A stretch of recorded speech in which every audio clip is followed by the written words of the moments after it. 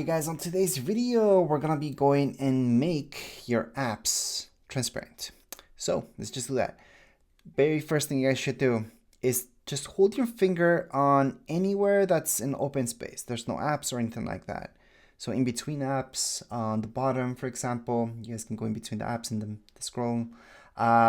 Anywhere that there's no apps, just hold your finger there. And then everything's gonna start wiggling around. On the top left-hand side of your screen, you're gonna see edit. Tap on edit. Once you tap on edit, you're gonna see customize as your second option. Tap on customize. Once you see customize, you're gonna see all these options. Tap on clear. That's gonna make everything clear. There you go. That literally made everything clear. So if I go, for example, into settings, my apps will also change here. And since they're clear, they're gonna look gray.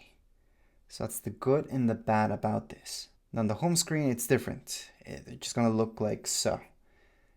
It's pretty nice if you have a picture on the background. It's gonna look pretty nice like this. Or maybe you guys like this, how this looks like. If you wanna get out of it, do the exact same thing. Hold your finger, go into edit, customize, and then change it back. You also have dark mode and tinted, which is similar to what we did, but you guys can choose a tint for them. And there's a few options for that. You guys can go into light, dark, or automatic. So there will be a difference if you guys scroll through light and dark, how it fills up the tint. And obviously for tint, there's like endless possibilities. And you guys can make it as harsh as you want or as nothing tint that you want. Anyways, right now this video was about clear. If you guys want to just go back to default, tap on default. If you want to leave it there, just tap anywhere. So tap on clear, then tap anywhere around your screen that's not an app. And there you go. You guys have this clear option, which can be nice.